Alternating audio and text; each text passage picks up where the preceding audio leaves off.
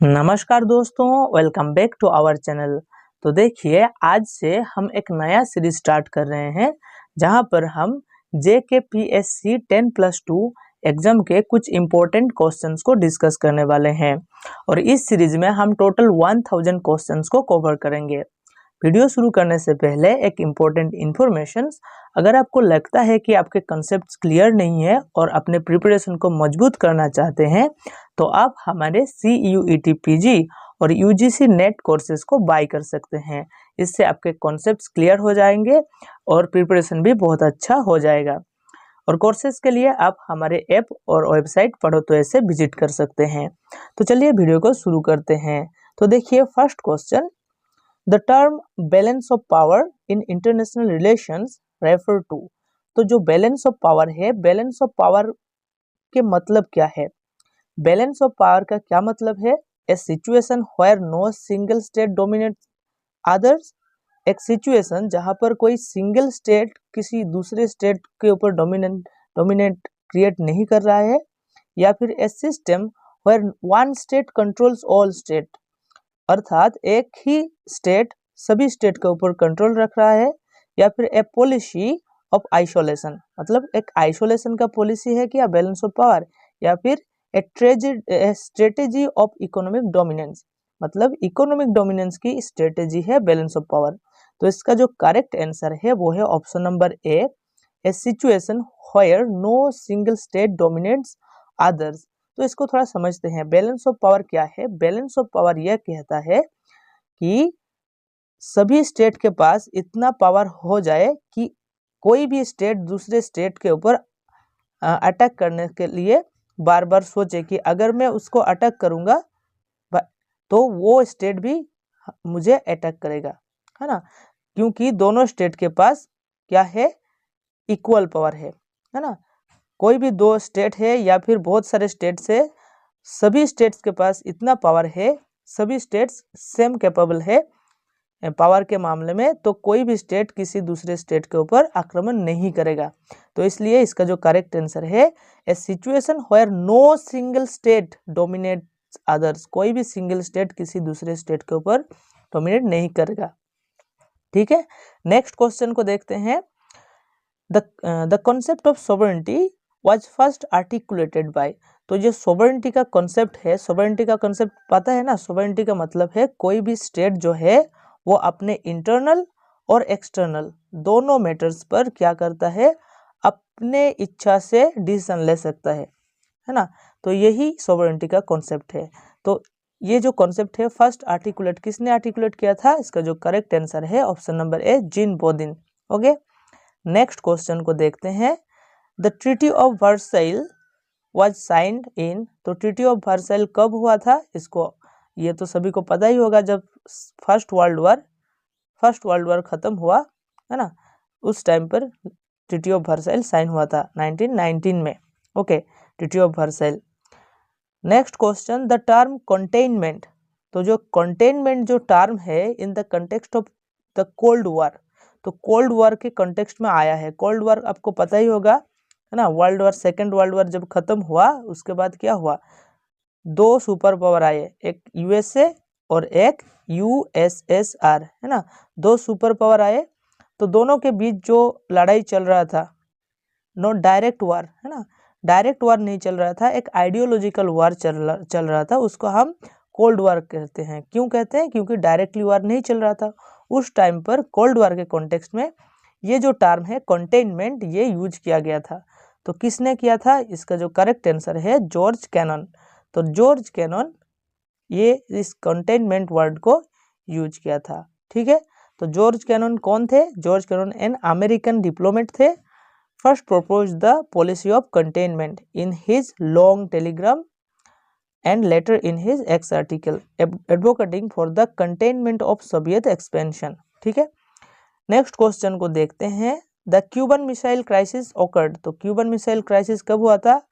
याद रखना, important question, 1962 में हुआ था क्यूबन मिसाइल क्राइसिस। बहुत ही इंपॉर्टेंट क्राइसिस, मतलब कि क्वेश्चन से एक ऐसा सिचुएशन आ गया था क्यूबन मिसाइल क्राइसिस के टाइम पर, शायद वार हो सकता था, डायरेक्ट वार का पॉसिबिलिटीज क्रिएट हो गया था, न्यूक्लियर वार का, है ना।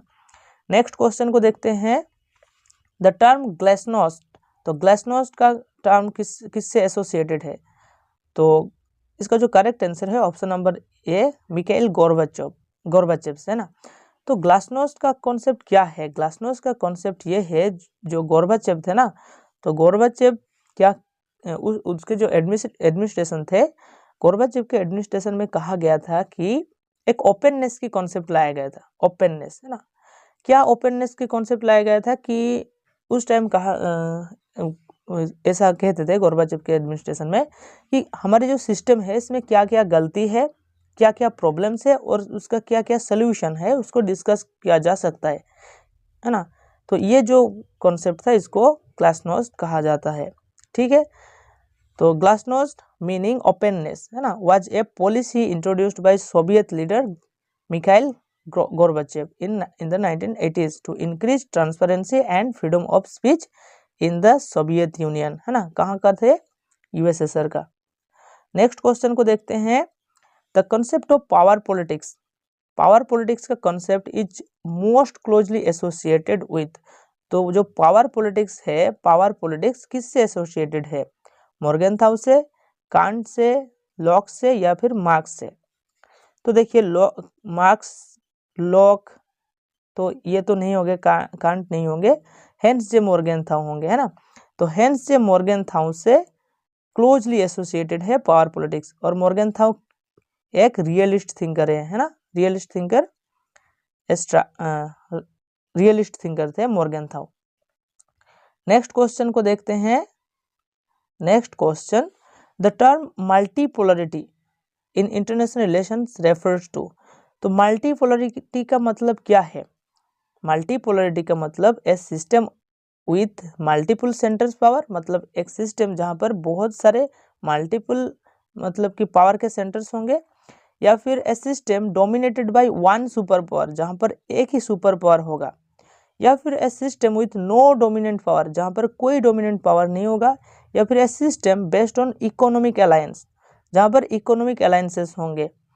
तो इसका जो करेक्ट आंसर है ऑप्शन नंबर ए, जहां पर मल्टीपल सेंटर्स ऑफ पावर्स होंगे, मतलब कोई सिंगल सुपर पावर नहीं होगा, है ना। मल्टीपोलरिटी, है ना, मल्टीपोलरिटी मतलब मल्टीपल सेंटर्स ऑफ पावर्स होंगे, बहुत सारे पावर्स होंगे, ठीक है। नेक्स्ट क्वेश्चन को देखते हैं, the concept of soft power, तो जो सॉफ्ट पावर के कॉन्सेप्ट है वो किसने इंट्रोड्यूस किया था? वाज इंट्रोड्यूस्ड बाय, तो इसका जो करेक्ट आंसर है जोसेफ नाई। तो जोसेफ नाई सॉफ्ट पावर के कॉन्सेप्ट इंट्रोड्यूस किए थे। नेक्स्ट क्वेश्चन को देखते हैं, द टर्म डेटोनेंट, तो the term detente refer to, मतलब डेटोनेंट का मतलब क्या है? A period of increased tensions between super powers, या a period of relaxation in cold war tensions, मतलब समझ रहे हो ना, एक पीरियड है, डेटोनेंट एक पीरियड है जहां पर इंक्रीज हो रहा है टेंशंस सुपर पावर्स के बीच में। जब कोल्ड वॉर चल रहा था ना, दो पावर सुपर पावर बताया अभी, America and USSR, America and USSR, है ना। तो यूएसएसआर, उसके बीच में जो टेंशन है वो इंक्रीज हो रहा है, इसको क्या डेटोनेंट कहा गया है? या फिर ए पीरियड ऑफ रिलैक्सेशन, रिलैक्सेशन मतलब इतना ज्यादा टेंशन नहीं है, टेंशन कम हो रहा है ना। A policy of military buildup, या फिर स्ट्रेटेजी ऑफ इकोनॉमिक आइसोलेशन, या फिर इकोनॉमिक आइसोलेशन। तो इसका जो करेक्ट आंसर है वो रिलैक्सेशन, है ना।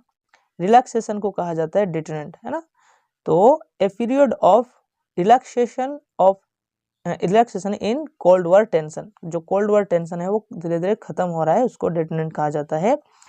तो देखिए इधर लिखा हुआ है, detente refers to the easing of tension, ease हो रहा है, सरलीकरण हो रहा है ना, between the United States and the Soviet Union during the 1970s, marked by agreements like the strategic arms limitation talks. मतलब कि पता है ना 1970s के बाद क्या हो रहा था, बहुत सारे एग्रीमेंट्स हो रहे थे, है ना, CTBT, NPT और सॉल्ट स्टार्ट, है ना। ये सब क्या था? ये सब टेंशंस को कम करने के लिए हो रहा था। नेक्स्ट क्वेश्चन को देखते हैं, the term hegemony in international relations refers to, तो हेजीमोनी सर जो टर्म है उसका मतलब क्या है? The dominance of one state over others, मतलब एक स्टेट किसी दूसरे स्टेट के ऊपर डोमिनेंस क्रिएट कर रहा है, ये क्या हेजिमोनी है। या फिर the equal distribution of power among states, मतलब जो पावर है वो सभी स्टेट्स के पास, सभी स्टेट्स के बीच में इक्वली डिस्ट्रीब्यूट किया जा रहा है, ये हेजिमोनी है। या फिर the absence of any dominant power, मतलब कोई डोमिनेंट पावर नहीं है, ये क्या हेजिमोनी है। या फिर the formation of alliance among states, मतलब कि जो बहुत सारे स्टेट्स है उसके बीच में अलायंस को क्रिएट करना। तो इसका जो करेक्ट आंसर है वो है option number A, the dominance of one state over others. एक स्टेट जब किसी दूसरे स्टेट्स के ऊपर, किसी और बहुत सारे स्टेट्स के ऊपर जब या डोमिनेंट करेगा और डोमिनेंट करेगा तो उसको हम हेजिमोनी कहते हैं in international relations. Okay, next question को देखते हैं। Next question, the term realpolitik is associated with. तो रियल पॉलिटिक जो टर्म है वो किससे एसोसिएटेड है, Otto von Bismarck, Karl Marx, Woodrow Wilson और जॉन लॉक। तो इसका जो करेक्ट आंसर है वो है Otto von Bismarck. Realpolitik Bismarck से एसोसिएटेड है, ठीक है। रियल पॉलिटिक का मतलब क्या है, रियल पॉलिटिक रियलिटी की बात करता है, ना कि आइडियलिज्म की बात करता है। The term realpolitik is associated with the Otto von Bismarck who practised a pragmatic, okay, एक pragmatic realistic power based approach to politics, है ना। पॉलिटिक्स के एक रियल प्रैग्मेटिक अप्रोच रखते थे और प्रैक्टिकल गोल्स के बात करते थे, ना कि आइडियोलॉजिकल और मोरल कंसिडरेशन रखते थे, ठीक है। Next question, the concept of power tensions, तो पावर ट्रांजिशंस थ्योरी। तो पावर ट्रांजिशन थ्योरी के जो कंसेप्ट है वो किसने डेवलप किया था। तो करेक्ट आंसर है AFK ऑर्गन्सकी। तो AFK Organski the concept of power transition theory develop किए थे। नेक्स्ट क्वेश्चन को देखते हैं। The term failed state, failed state refers to a state, मतलब कि फेल्ड स्टेट का मतलब क्या है। Has a strong central government, जिसके पास बहुत एक स्ट्रॉन्ग सेंट्रल गवर्नमेंट है। या फिर has lost control over it's territory and population, जो स्टेट अपने टेरिटरी और पॉपुलेशन के ऊपर कंट्रोल जो है वो लॉस्ट कर दिया है, खो दिया है। या फिर इज इकोनॉमिकली प्रोस्पेरस, वो बहुत ही ज़्यादा इकोनॉमिकली प्रोस्पेरस स्टेट है। तो ये तो नहीं होगा, ये भी नहीं होगा ना, देख के ही पता चल रहा है। और is a member of the United Nations, जो यूनाइटेड नेशंस के मेंबर है, ये भी नहीं होगा। तो B is the correct answer, है ना। जो अपने टेरिटरी एंड पॉपुलेशन के ऊपर कंट्रोल खो दिया है वही फेल्ड स्टेट है, ठीक है। नेक्स्ट क्वेश्चन को देखते हैं। The concept of just war was first articulated by. तो जस्ट वॉर का जो कंसेप्ट है वो किसने फर्स्ट टाइम आर्टिकुलेट किए थे। तो ऑगस्टिन, इस यही करेक्ट आंसर है, Augustine of Hippo. Augustine of Hippo first time concept of just war की मतलब कि जस्ट वॉर इन आर्टिकुलेटेड किए थे। Next question, the term new colonialism was first use. जो न्यू कॉलोनियलिज्म वर्ड है ये वर्ड किसने फर्स्ट टाइम यूज किया था।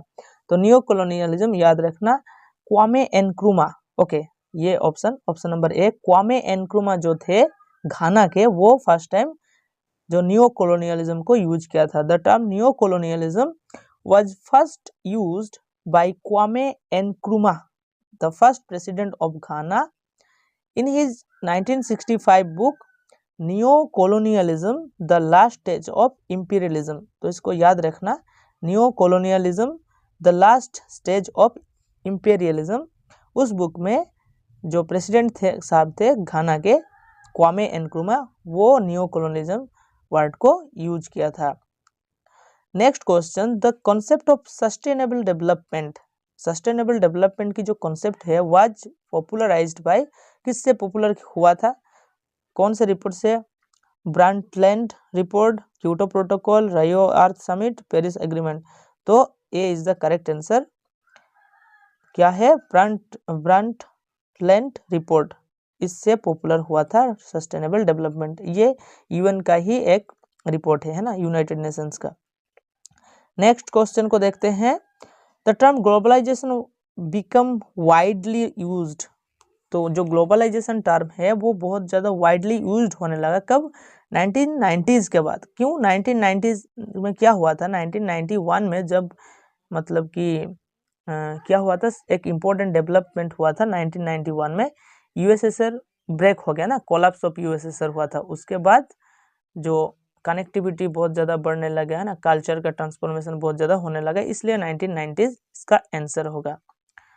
नेक्स्ट क्वेश्चन को देखते हैं। Next question, the Kyoto protocol is associated, तो क्योटो प्रोटोकॉल किससे एसोसिएटेड है, क्लाइमेट चेंज से एसोसिएटेड है ना, क्लाइमेट चेंज। नेक्स्ट क्वेश्चन को देखते हैं, the concept of human security was popularised by the, तो ह्यूमन सिक्योरिटी का जो कॉन्सेप्ट है वो किससे पॉपुलरिटी मतलब पॉपुलराइज किया गया है, the United Nations Development Programme से, वर्ल्ड बैंक से, इंटरनेशनल मॉनेटरी फंड से, या हेल्थ ऑर्गेनाइजेशन से। तो देखिए ऑप्शन, तो देखिए वर्ल्ड बैंक क्या ह्यूमन सिक्योरिटी को पॉपुलराइज करेगा, मॉनेटरी फंड करेगा, या WHO। तो इसलिए option number A is the correct answer, United Nations Development Programme ने पॉपुलराइज किया है ना। The concept of human security was popularised by the United Nations Development Programme in the 1994 Human Development Report, which expanded the notion of security to include economic, food, health and environmental security। ठीक है, next question को देखते हैं, the term collective security, तो collective security का मतलब क्या है, refers to a system where states agree to defend each other against aggression. मतलब कि कलेक्टिव सिक्योरिटी का मतलब ये है एक सिस्टम है जहां पर क्या है, और स्टेट्स, बहुत सारे स्टेट्स एग्री करते हैं डिफेंड करने के लिए, किसको, ईच अदर अगेंस्ट एग्रेशन, जो एग्रेशन हो रहा है उसको डिफेंड करने के लिए ये एक सिस्टम है, या फिर ए पॉलिसी ऑफ मिलिट्री अलायंस, या फिर a strategy of economic cooperation, या फिर a system of unilateral difference. तो इसका जो करेक्ट आंसर है ऑप्शन नंबर ए, यही करेक्ट है कि बहुत स्टेट्स जो है वो एग्री करते हैं किससे, स्टेट एग्रेशन, बहुत जो एग्रेशन होता है उसको रोकने के लिए, उसके अगेंस्ट, है ना, तो कलेक्टिव सिक्योरिटी होता है वो। ठीक है, नेक्स्ट क्वेश्चन को देखते हैं। तो देखिए, तो इस देखिए, collective security is a system in which states agree to take joint action, है ना, मिल के एक्शन करेंगे किसके ऊपर, against any state that threatens the peace, जो पीस को थ्रेट करेगा, as in organisations like the United Nations. तो यूनाइटेड नेशंस से कलेक्टिव सिक्योरिटी का और एग्जांपल है। Next question, the concept of state of nature, जो स्टेट ऑफ नेचर है was most famously discussed by Thomas Hobbes, John Locke, John Jacques Rousseau, या फिर all of the above. तो state of nature किसने किसने discuss किया है, कौन डिस्कस किया है, तो सभी ये तीनों के तीनों थिंकर डिस्कस किया है, इसलिए all of the above answer है। स्टेट ऑफ नेचर आपको पता ही होगा, स्टेट ऑफ नेचर जब क्या स्टेट नहीं था, है ना, कोई स्टेट नहीं था, स्टेट आने से पहले का अवस्था, है ना, वो सब स्टेट के पहले की अवस्था को हम स्टेट ऑफ नेचर कहते हैं। ठीक है, तब सब अपने अपने हिसाब से रहते थे, और जो हॉब्स के स्टेट ऑफ नेचर है, लॉक के स्टेट ऑफ नेचर है, रूसो के स्टेट ऑफ नेचर है, वो तीनों के जो स्टेट ऑफ नेचर का कॉन्सेप्ट है थोड़ा अलग है। ठीक है, नेक्स्ट को हम देखते हैं, वो कभी डिस्कस करेंगे बाद में। The term bipolarity in international relations refers to, bipolarity का मतलब क्या है, a system dominated by two superpowers, जहां पर दो सुपर पावर होंगे, या फिर जहां पर मल्टीपल सेंटर्स ऑफ पावर होंगे, या फिर नो डोमिनेंट पावर्स होंगे, या फिर इकोनॉमिक अलायंस बेस्ड होंगे। तो इकोनॉमिक अलायंस तो नहीं होंगे, बाय मतलब दो, है ना, इसलिए टू सुपर पावर्स, है ना, मल्टीपल मतलब कि मल्टीपोलर सिस्टम, है ना, बाइपोलर मतलब दो पावर्स, टू पावर्स, है ना, बाय मतलब टू, इसलिए option number A is the correct answer. Next question को देखते हैं, the term peacekeeping is most closely associated with, तो पीस कीपिंग फोर्स याद है, peacekeeping force United Nations की, है ना, यूनाइटेड नेशंस की peacekeeping force. Next question देखते हैं, the term proxy war refers to, proxy war का मतलब क्या है, proxy war a war fought between two super powers directly, मतलब दो सुपर पावर्स के बीच में जो डायरेक्टली वार होता है वो क्या प्रॉक्सी वार होता है, या फिर a war fought by smaller states on behalf of larger powers, मतलब कि स्मॉलर स्टेट्स क्या करता है, स्मॉलर स्टेट छोटे छोटे स्टेट जो होते हैं वो वार में ज्वाइन करते हैं या फिर वार करते हैं, फाइट करते हैं on behalf of larger power, जो बड़े बड़े पावर्स होंगे उसके बिहाफ पर, है ना। ए war fort over economic resources या फिर वार फोर्ट यूजिंग न्यूक्लियर वेपन्स, नहीं ये भी नहीं होगा, न्यूक्लियर वेपन्स यूज नहीं करेगा। प्रॉक्सी वार का मतलब ये है, इसको याद रखना, जब कोल्ड वार चल रहा था ना उस टाइम ये प्रॉक्सी वार चल रहा था। दो सुपर पावर्स थे यूएसए एंड यूएसएसआर, है ना।